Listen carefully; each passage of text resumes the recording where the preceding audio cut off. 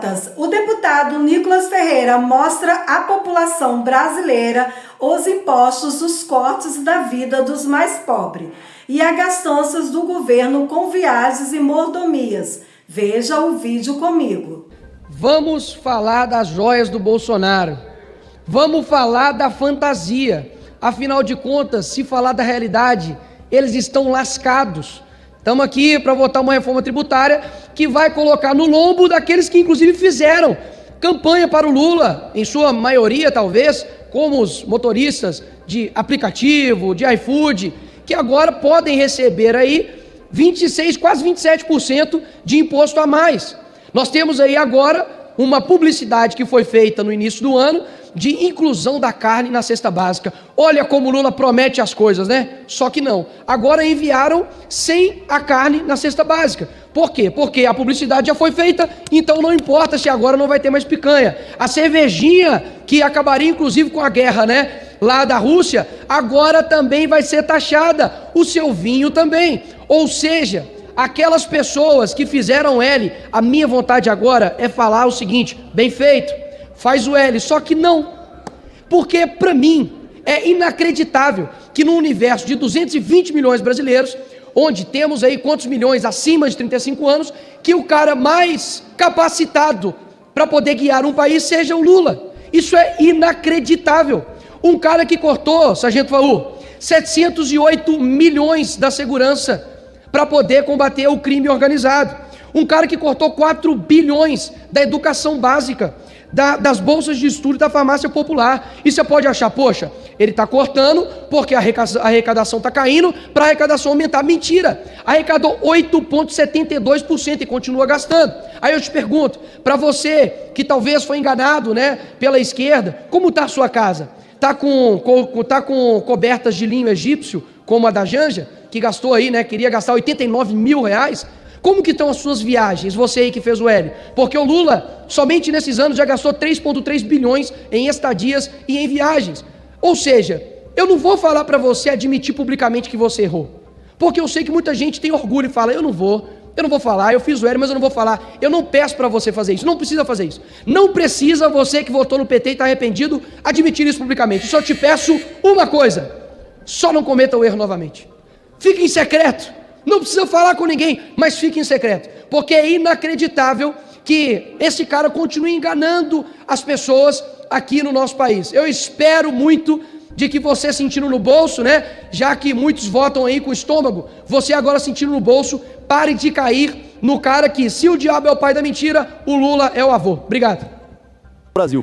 O senador Marcos Rogério, da ala da direita, diz que o Brasil, nas mãos do PT, do Lula, está levando o país a passos largos para uma recessão histórica. O negócio é gastar. Não importa se tem orçamento. Se não tem orçamento, arranque do lombo do trabalhador, do empresariado, daquele que produz e gera emprego neste país. Vivemos, senhor presidente, um verdadeiro negacionismo fiscal nesse governo. Esse é o jeitinho Lula de governar. O governo tenta pegar atalhos para camuflar os dados fiscais. Manobra para conseguir transmitir uma imagem de equilíbrio, mas a conta não fecha. Os reflexos negativos já são sentidos no curto prazo. Ontem, e eu caminho aqui para a conclusão, senhor presidente, ontem completamos 30 anos do Plano Real. Um marco histórico. Vencemos a inflação, estabilizamos a moeda. Mas, se queremos avançar, é preciso ir além. E os pais do Real já falam que a agenda fiscal é a última peça necessária para consolidar de vez a estabilidade do país. É preciso, portanto, rever gastos, diminuir o peso da máquina pública, diminuir o custo Brasil. Não há outro caminho. Para concluir, estamos diante de uma gestão que gasta demais e gasta mal. Imagine uma família que ganha R$1.000 ao mês, mas tem um gasto mensal de 5 mil. Para conseguir pagar suas despesas, recorre a empréstimos. Uma hora a conta chega. É isso que estamos vivendo no Brasil. Precisamos de uma gestão responsável, que priorize a estabilidade econômica e o bem-estar da nossa população. Não seguir a cartilha que Lula lançou essa semana mais uma vez. O problema não é que tem que cortar. O problema é saber se precisa efetivamente cortar ou aumentar a arrecadação. Precisamos fazer essa discussão. Hoje subo aqui nessa tribuna para discutir o desastre econômico que testemunhamos durante o governo do presidente Lula. Os números não mentem e os fatos são alarmantes. Recorde de arrecadação, 202,9 bilhões de reais, o melhor desempenho em 24 anos. No entanto, nem isso foi o suficiente para equilibrar as contas do governo. O país registrou déficit primário de 280 bilhões no acumulado de 12 meses. O rombo nominal é de 1 trilhão. Eu vou repetir. O rombo nominal é de 1 trilhão de reais. O maior saldo negativo da história do nosso país, mesmo considerando a pandemia. No arcabouço fiscal, prometia-se que a despesa cresceria até 70% da receita. Que matemática é essa em que a despesa cresce 14% e a receita sobe 8,5%? Não é equilíbrio quando é a arrecadação que tem que correr atrás do gasto. Essa é a política da gastança.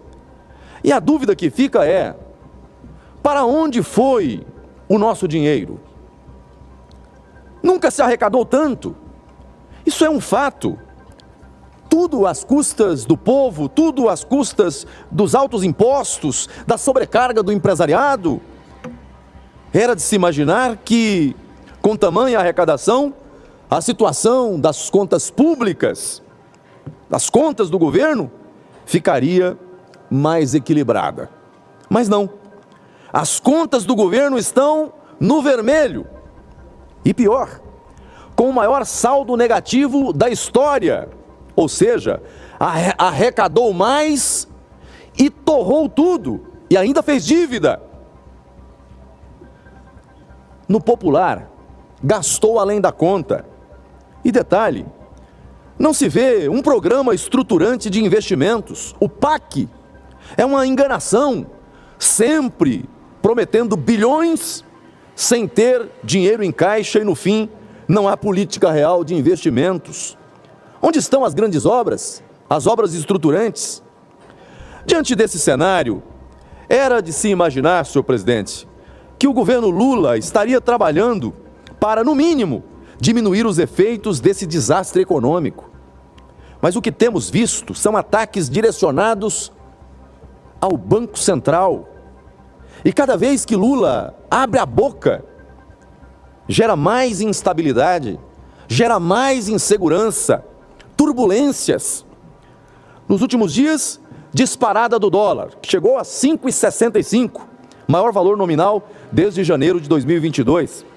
E isso ocorre em um momento de preocupação com a política fiscal e em decorrência das falas equivocadas do governo Lula, em especial os ataques sistemáticos, corriqueiros, que Lula faz ao Banco Central, especificamente na figura do seu presidente.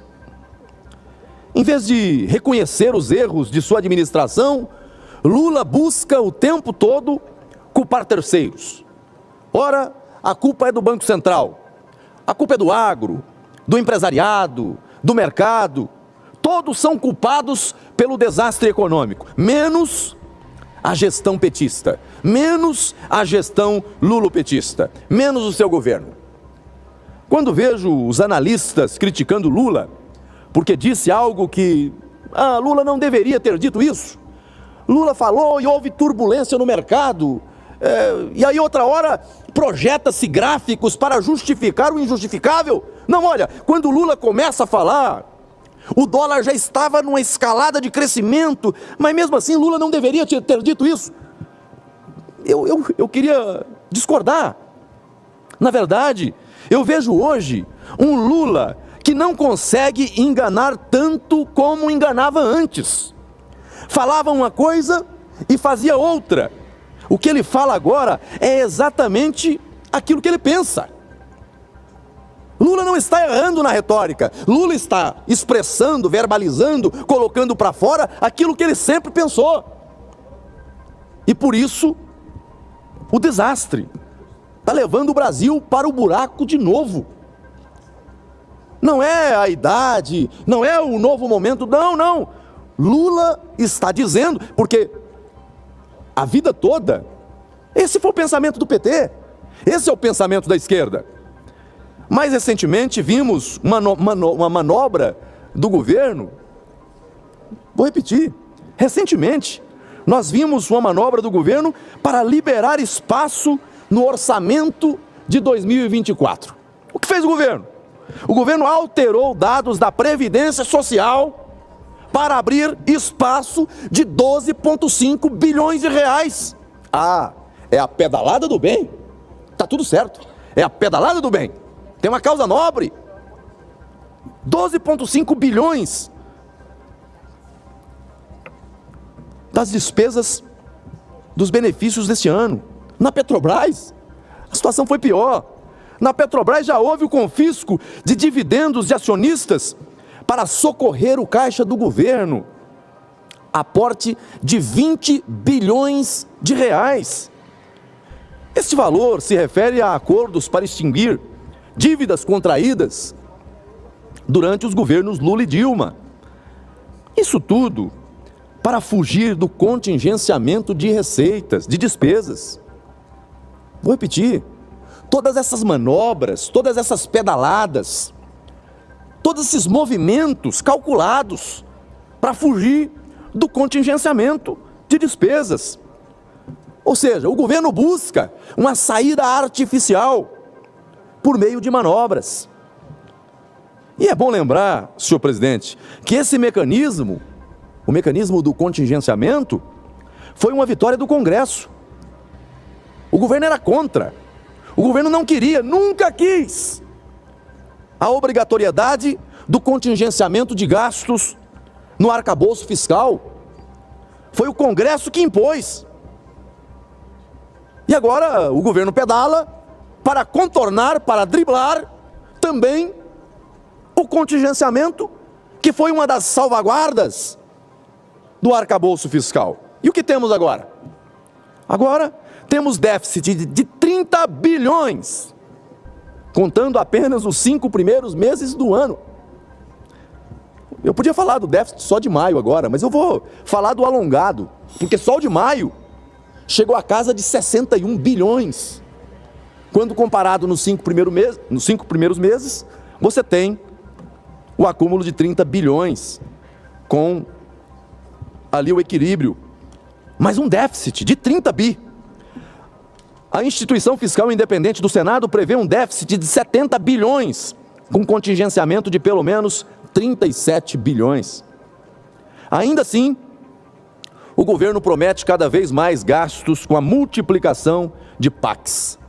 Patriota, você está no canal JV Notícia. Espero que vocês gostaram dessa notícia. Já deixa o like, se inscreve no canal e muito obrigado pela tua presença e até o próximo vídeo.